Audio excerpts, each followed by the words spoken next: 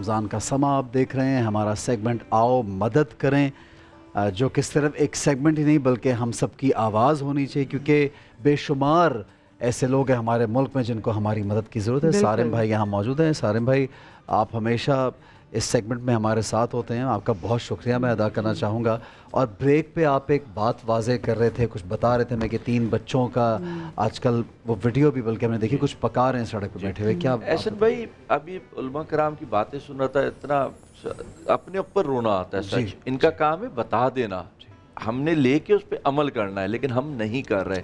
میں نے ایک ویڈیو دیکھی جس میں چھوٹے چھوٹے 3 بچے اور وہ سڑک پہ پڑے ہوئے، بھیک بھی نہیں مانگ رہے، وہ بیچارے، مجھے یاد نہیں کیا چیز بیچ کر کے جو ہے نا، وہ 200-300 روپے دن میں کما کے تینوں بھائی بہن، خود ہی چھوٹے چھوٹے بچے جنہیں ہم چولہے کے قریب بھی نہ جانے دیں، اور وہ لکڑی کی آگ اور شاید ان کے ماں باپ نہیں ہیں، بہن بھائی جو ہیں وہ یتیم ہو گئے، وہ بالکل نکال دیا کسی نے گھر سے، گھر سے نکال دیا۔ یہ بڑی تکلیف دہ چیز ہے اور اس کے ذمہ دار ہم ہیں۔ اس سے اگلی بات ایک اور احسن بھائی، کہ اگر میں لفظ استعمال کروں، اس کو برا نہ مانے ہمارے، اگر دین یہ ہمارا، دین یہ بتا رہے ہمارا، تو پھر یہ یتیم خانے کیوں ہے؟ جس یتیم کے لیے اتنا افضل چیزیں بتائی گئی ہیں، اتنا اس کو یعنی عزت اور عروج اور مقام دینے کے لیے کہا گیا ہے، اس میں تو یتیم خانے اس مذہب والے ملک میں، اسلامی ملک میں، اسلامی نظام میں، تو میں سمجھتا ہوں کہ یتیم خانے ہی نہیں ہونے چاہیے۔ اور ہمارے یہاں اگر یتیم خانے چلیں، 2 منٹ کو اس کو بھی لے آتے ہیں، تو پھر ان یتیم خانوں کو اتنی سپورٹ ہونی چاہیے کہ وہ ان کو بہترین زندگی یتیموں کو دے سکیں اور اس کو ایک مثال بنا سکیں۔ لیکن یہ تینوں چیزیں بڑی افسوس کی ہیں، جس میں وہ تو نہیں ہے کوئی بھی قصوروار، انہوں نے ہمیں بتا دیا، ہم ضرور قصوروار ہیں، ہمارے قوم لوگ ضرور قصوروار ہیں۔ سارم بھائی، آپ نے بڑی اچھی بات کی، لیکن علماء ہمیں جب بتاتے ہیں، اور ظاہر ہے وہ صرف بتانا ہی نہیں، عمل بھی کر کے دکھاتے ہیں، تو ہم فالو بھی کرتے ہیں۔ لیکن اس کے علاوہ چونکہ سوسائٹی میں آبادی اتنی بڑھ چکی ہے، اگر آپ ابھی ہم دیکھتے ہیں، اور بے روزگاری اتنی بڑھ چکی ہے، اکنامک سچویشن بہت مختلف ہم جی رہے ہیں ایک زندگی یہاں پہ، اس کے حوالے سے بڑے مسائل ہیں۔ جبیر بھائی، کیا کہیں گے آپ؟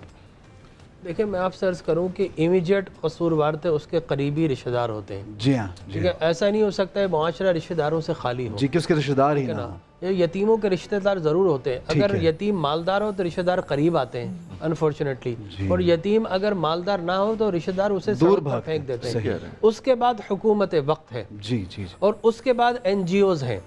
ہمارے ہاں پاکستان کے اندر ایسی NGOs ہیں جو بڑے بڑے جلسوں کے اوپر اور خواتین کے ڈے پر، اس ڈے پر، اس ڈے پر نہ جانے کروڑوں روپے خرچ کر دیتی ہیں، اور وہ سارا مال باہر سے ادھر سے سب لیتی ہیں یتیموں کے لیے۔ اور تیسری چوتھی بات میں یہ کہوں گا کہ یتیم خانہ نہیں لکھنا چاہیے۔ دیکھیں، ہمارے ہاں جو مدارس کا نظام ہے، بلیو می، اس میں 40 to 60% بچے یتیم ہوتے ہیں، ٹھیک ہے، لیکن وہ اس پہ یتیم خانہ نہیں لکھا، اس پہ دارالعلوم لکھتے ہیں کہ علم حاصل کرنے کا گھر، ٹھیک ہے نا۔ جمیل بھائی، ہمارے تو مذہب میں بھی پڑھتے رہے، ہمیں مثالیں، ہمارے مذہب، ہمارے آئیکونز نے مثالیں قائم کی ہے کہ کس طرح سے انہوں نے یتیموں کو پالا، ان کا مال ان تک پہنچایا۔ بالکل ایسا ہی ہے، بالکل ایسا ہی ہے۔ اور میں آپ سے بغیر آقا کریم علیہ الصلوۃ والتسلیم، حضرت فاطمہ الزہرا نے کہا کہ بابا جان، بچے حسن حسین کھیل رہے ہیں، ان کو بلا لیجئے۔ کتنا دیکھیں ڈیلیکیٹ اور حساس معاملہ ہے۔ آپ گئے، آپ نے دیکھا کہ حسنین کریمین ان بچوں کے ساتھ کھیل رہے ہیں جو مختلف غزوات میں شہید ہو چکے تھے، تو آپ واپس پلٹ آئے۔ فاطمہ الزہرا نے پوچھا کہ بابا، آپ نے بچوں کو بلائے نہیں، لائے نہیں؟ کہا کہ بیٹی میں کس طرح لاتا، ان میں یتیموں کے بچے بھی کھیل رہے تھے، میں اگر اپنے بچوں کو بلاتا تو ان کے دل کو ٹھیس پہنچتی کہ کاش آج ہمارے بابا ہوتے، وہ بھی ہمیں بلانے کے لیے آتے۔ تو آقا کریم علیہ الصلوۃ والتسلیم نے تو انسانیت کی اعلیٰ معراج قائم فرمائی ہے۔ تبھی تو بات ہے کہ یتیم کے سامنے اپنے بچوں کو ایسے پیار نہ کرو کہ کہیں وہ فیل نہ کریں، ان کو احساس ہو جس کا رسول ہے۔ اور میں آپ سے عرض کروں کہ میں ضربت کے حوالے سے ضرور یہاں پر بات کرنا چاہوں گا۔ دیکھیے، ہمارے 4 میں سے 3 خلفائے راشدین کو ضربت لگائی گئی ہے۔ بدترین دہشت گردی دنیا میں، دہشت گردی کی بڑی مثال ہے، اور یہ تو پہلی دہشت گردی جو کہ مسجد سے شروع ہوئی، تو آغاز یہاں سے ہوا ہے۔ عالم عبادت کے اندر دنیا میں دہشت گردی کی بڑی اقسام ہے۔ یہ سوسائڈل اٹیکس جو کیے گئے، پہلی مرتبہ دنیا نے اگر دیکھیں تو اسلام کے خلاف دیکھیں، چنانچہ وہ عالم عبادت کے اندر ان کو شہید کیا گیا، دہشت گردی کی گئی۔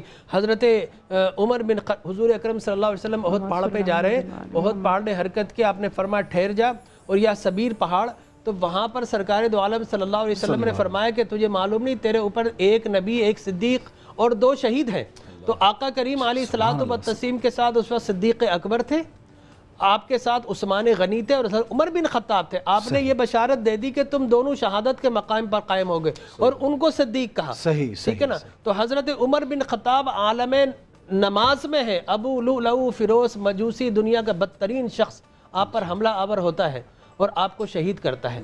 اسی طریقے سے حضرت عثمان غنی رضی اللہ تعالیٰ عنہ کو گھر مبارک کاشانہ مبارک کا محاصرہ کیا گیا، ظلمن لوگ ان کے گھر میں کھدے، آپ کو شہید کیا گیا ایسے عالم میں جب تلاوت قرآن کر رہے تھے.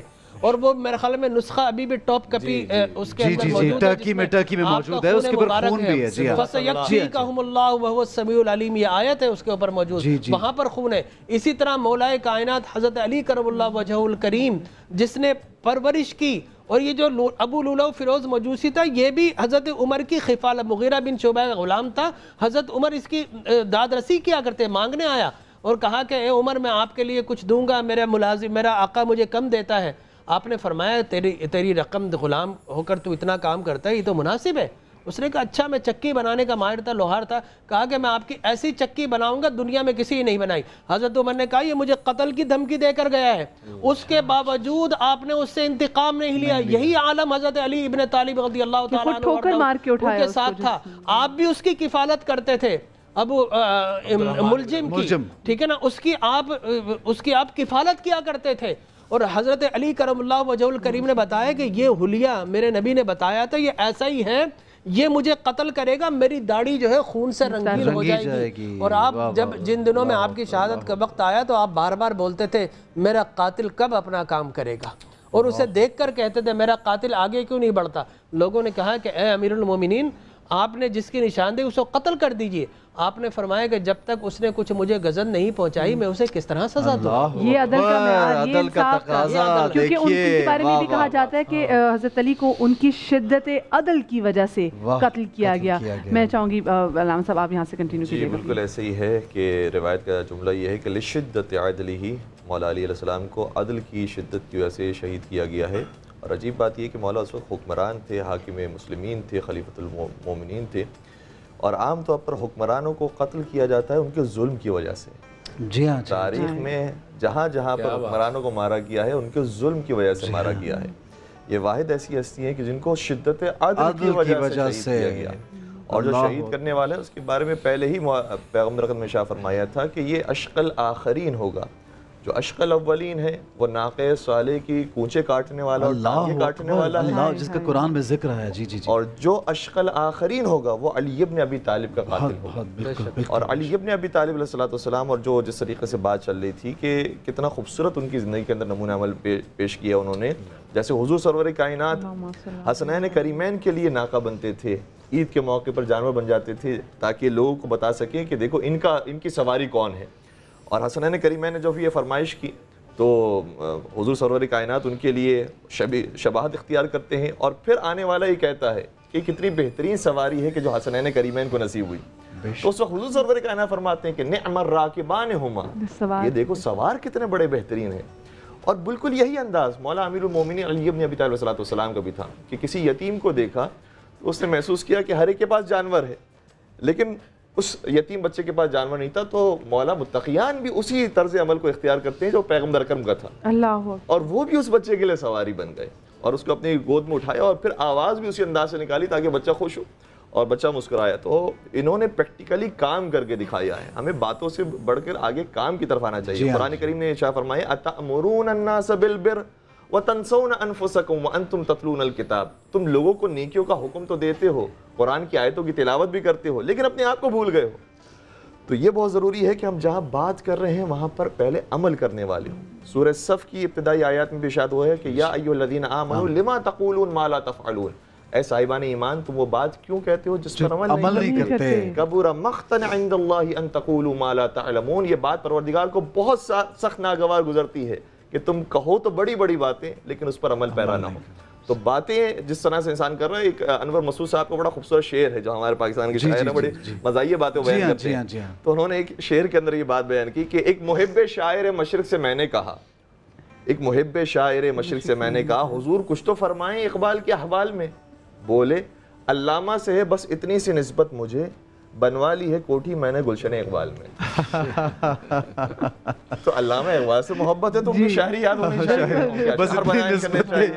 لیکن ہماری بس نسبت ناموں کی حد تک رہ گئی. ہمارے یہاں نام تو بڑے اچھے اچھے ہیں لیکن وہ کردار بھی ہونے چاہیے کہ جو ہمارے آئیکنز کے کردار تھے.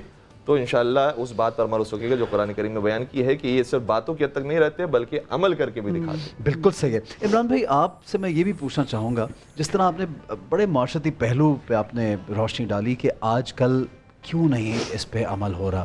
اچھا، چونکہ ہم سمجھتے ہیں کہ نظام جو ہے وہ تو چل ہی رہا ہے جیسے تیسے، لیکن یہ پرسنل کیپیسٹی میں میری آپ کی ہماری کیا ذمہ داری ہے؟ ہم دوسروں کو بات کرنا، دوسروں پہ تنقید کرنا کچھ دیر کے لیے اگر چھوڑ دیں، صحیح ہے، بات تو کرنی چاہیے، وہ بھی ضروری ہے، لیکن پرسنلی ہمیں کیا کرنا چاہیے یہ بتائیے. سب سے پہلے تو ہمیں قرآن پاک کا ترجمہ تفسیر پڑھنا چاہیے، جو کہ دیکھیں قرآن بار بار ہمیں پکار رہا ہے. قرآن کا لفظی ترجمہ کیا ہے کہ جسے بار بار پڑھا جائے. اور ہماری حالت یہ ہے حسن بھائی کہ زندگیاں بیت جاتی ہیں اور اس کو ایک دفعہ بھی نہیں پڑھتے. ترجمہ یہ ہے لفظی قرآن کا جسے بار بار قرات کیا جائے، اور ہم ایک دفعہ بھی نہیں پڑھ رہے. ایک تو سب سے پہلے قرآن پاک کو پڑھا جائے اور آقا علیہ السلام کی سیرت مبارکہ کو پڑھا جائے، ان کے گھرانے کی سیرت کو پڑھا جائے، ان کے غلاموں کی سیرت کو پڑھا جائے. اب یہ تامہ مساکین کی بات ہو رہی ہے تو آقا دیکھیں یہ تذکرے جو ہو رہے ہیں یہ بھی خیر سے خالی نہیں ہے. میں بڑے ادب سے عرض کروں گا، دیکھیں جس چیز کا تذکرہ ہوتا ہے نا، تکرار، الکلام اذا تقرر فی القلب، فرمایا جس کلام کا بھی تکرار ہوتا ہے وہ دلوں میں قرار پاتا ہے. تو کلام کا تکرار بار بار آقا علیہ السلام نے، جیسے ایک صحابی ہے اور آ کے عرض کرنے لگے کہ میرا بچہ نہیں میرا، سوری یہ صحابی کا نہیں واقعہ، ایک یہودی ہے غیر مسلم تھے، آ کے کہنے لگے میرا بچہ نہیں مل رہا، جس کی طرف آگے اشارہ فرمایا. تو آپ نے ایک صحابی بیٹھے تھے، کہنے لگے کہ فلاں جگہ جہاں شہداء کے بچے کھیل رہے ہیں وہاں میں نے ان کے بچے کو دیکھا. تو وہ بھاگ کے نا خوشی سے جانے لگے. تو آپ نے کہا ٹھہر جاؤ، بچے کو خوشی سے اور نام پکار کے اور گلے لگ کے نہ ملنا. کہیں وہ جو یتیم بچے کھیل رہے ہیں ان کی طبیعت میں بوجھ آئے تو خطرہ ہے کہیں رب تیرے بچے کو بھی یتیم نہ کر دے. تو گزارش ہے کہ بچوں کے ساتھ، یتامہ کے ساتھ، مساکین کے ساتھ، آج ہم جب کوئی بچہ کامیاب ہوتا ہے تو کلیپنگ کرتے ہیں. اس کلیپنگ سے 1000 درجے بہتر ہے کہ جب اس کو حوصلہ افزائی اور کندھے پہ ہاتھ رکھنے کی ضرورت ہو نا، وہ کندھے پہ ہاتھ رکھنا ہزاروں کلیپنگ سے اور تالیاں بجانے سے 1000 درجے نہیں کروڑ درجے بہتر ہے. اس طرف ایک تو ہمیں جانا چاہیے. اور دوسرا قرآن پاک کی کچھ صورتیں ہیں، اس کا ضرور ہم اہتمام سے مطالعہ کریں. ارائیت الذی یکذب بالدین، ایسے ہی سورہ بلد میں اللہ تعالیٰ فرماتے ہیں فلاقتحم العقبہ وما ادراک ما العقبہ فک رقبہ. میں تمہیں ایک گھاٹی کا بتاتا ہوں، اس میں گھس جاؤ، نہ دیکھو کہ نفع نقصان ہے. وہ کیا ہے؟ میں کوئی مقروض ہے اس کا قرضہ ادار کرنے کی کوشش کرو، کوئی قید میں ہے اس کو رہائی. فک رقبہ او اطعام فی یوم ذی مسغبہ یتیما ذا مقربہ او مسکینا ذا متربہ. اور آخری بات سورہ فجر میں اللہ تعالیٰ فرماتے ہیں کہ اے انسان تو شکوے شکایت کرتا نا، چھوڑ دے شکوے شکایت. اما الانسان اذا مبتلاه فقدر علیہ رزقا فیقول ربی اہانن. تھوڑے سے حالات آتے ہیں تو کہتا ہے رب نے مجھے پریشان کر دیا، ذلیل کر دیا، یہ ہو گیا، میرے پر حالات آ. اللہ کہتے ہیں اس کو چھوڑ، آگے ذرا سن، کلا بل لا تکرمون الیتیم. تو اپنا بھی تو مطالعہ کر ذرا، تو نے یتیموں کا کچھ خیال کیا؟ اور آپ دیکھیں تاریخ اٹھا کے جن لوگوں سے اللہ نے بڑے سے بڑا کام لیا ہے وہ یتیم ہیں. امام الانبیاء کو سب سے پہلے اٹھائیں، سبحان اللہ، امام بخاری کو اٹھائیں، بالکل بالکل، پیران پیر عبد القادر جیلانی کو، بالکل بالکل، بڑی بڑی ہستیاں. اس لیے گزارش ہے کہ یتیموں کے اندر وہ جب باپ چلا جاتا تو قدرتی قوت مدافعت ایسی پیدا ہو جاتی ہے، ان کو تھوڑا سا حوصلہ دے دیں تو وہ بچے یہاں سے یہاں چلے جائیں گے. میں تحدیث بن نعمہ کے طور پر الحمدللہ 3.5 ماہ میں نے قرآن پاک حفظ کیا. میرے والد صاحب یتیم، میں چونکہ یتیم تھا، والد صاحب فوت ہو گئے، سال کا تھا میں جب والد صاحب فوت ہو گئے. حافظہ اتنا تھا اللہ کے فضل و کرم سے کہ 3.5 ماہ میں ریکارڈ ہوتا ہے. عام طور پہ بچہ 2 سال میں 3 سال میں حفظ کرتا ہے، اللہ کا کرم ہوا. لیکن ڈاکٹر صاحب میں ایک دکھڑا سنانے لگا ہوں کہ میں چونکہ یتیم تھا، والد صاحب نے سب کچھ چھوڑا، لیکن وہی بات کہ جو شریکہ برادری ہے نا یہ کہیں کا نہیں رہنے دیتی، جس کو قرآن پاک نے بڑے اہتمام سے ذکر کیا کہ حضرت مریم کی جب والدہ فوت ہوتی ہیں تو اس وقت شریکہ نیک تھا، برادری نیک تھی. وہاں قرآن اندازی پڑھ رہی ہے ایہم یکفل مریم، کہ بھی ان کی کفالت کون کرے گا. قرآن اندازی لڑائی جھگڑا ہو رہا ہے کہ بھی کون یہ لے سکتا ہے، بھی قرآن ڈالے گا اس کو ملے گی یہ سعادت. تو ان کے خالہ کے نام کا یہ نکلا، ان کے خالو تھے حضرت زکریا. جی جی جی. تو یہ ان کو سارا مل رہا ہے کس بنیاد پر کہ اس وقت معاشرہ اچھا تھا. معاشرہ اب بھی اچھا ہو سکتا ہے جب ہم اچھے ہو جائیں، ہم اپنی ذات سے نیت کریں. میں آپ کو بات بتانا چاہتا کہ ذہانت کا معاملہ اس حد تک الحمدللہ تھا، لیکن حسن بھائی مجھے یاد ہے کہ ٹیچر کو سبق سنانے کے لیے جب میں جاتا تھا تو وہاں جا کے ٹیچر کا وہ روب، دبدبہ، وہ خوف، وہ رویے، وہ کیفیات دیکھ کے میں سبق بھول جاتا تھا. اب ایک طرف بچہ اتنا یہ ذہین ہو کہ الحمدللہ ثم الحمدللہ کے فضل و کرم سے کہ 3 ساڑھے 3 ماہ میں قرآن پاک حفظ کرا جانا، ایک طرف سبق کا بھول جانا، اللہ کا واسطہ ہے. جو اس طرح کے لوگ ہیں، حدیث کے الفاظ ہیں کہ ان الیتیم اذا بکا اہتز عرش الرحمن، جب یتیم کے آنسو نکلتے ہیں تو رحمان کا عرش کانپ اٹھتا ہے. اللہ. اور جو اس کے آنسو کو پونچھتا ہے، اس کو صاف کرنے کی کوشش کرتا ہے، تو اللہ تعالیٰ فرشتوں کو کہتے ہیں اشہدو، تم گواہ رہنا کہ من لمن ارضیتہ رضیتہ یوم القیامہ، کہ جو اس بچے کو راضی کرے گا، اللہ کی قسم میں اللہ اپنے ذمہ لیتا ہوں، میں کل قیامت میں اس کو راضی کروں.